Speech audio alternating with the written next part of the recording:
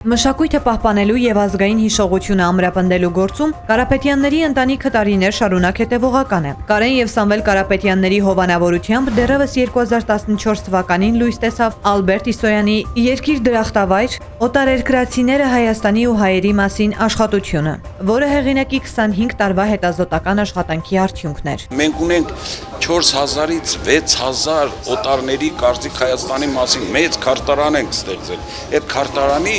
շնորհիվ միջոցով կարողացել են կողմնորոշվել եւ ընտրություն են կատարել։ Գրքում զետեղված են օտարազգի հարյուրավոր հեղինակ վավերագրողների եւ գործիչների վկայությունները Հայաստանի հայ ժողովրդի ու հայոց ցեղասպանության մասին։ Առաջին նպատակը դա հայ սկսնակ պատմաբանների համար ստեղծել դաշտ, որպեսզի արագ կարողանան ինֆորմացիա հավաքեն նրանք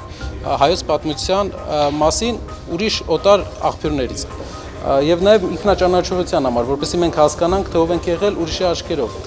Եվ երկրորդը, որը ժամանակային առումով ավելի արդական է, մեր տարածաշրջանում տեղեկատվական հակամարտության ժամանակաշրջանում ենք ապրում եւ մեր հարևանները իրենց գումարներով, նավթային գումարներով փորձում են իրենց համար պատմություն կերտել։ Հիմնականում որ ժամանակ նաեւ մեր հաշվին։ Մենք այդ խնդիրը փառկաստու չունենք, մենք ուզում ենք միայն փաստերով, իրականությամբ ցույց տալ մեր պատմությունը։ Այստեղ իմի է բերված եւ հավաքել։ Այո։ Եվ ես մտածում եմ, որ այս գիրքը մի հատորով չէ, որ պիտի ավարտվի, որովհետեւ այնքան բան կա ասված մեր ժողովրդի մասին։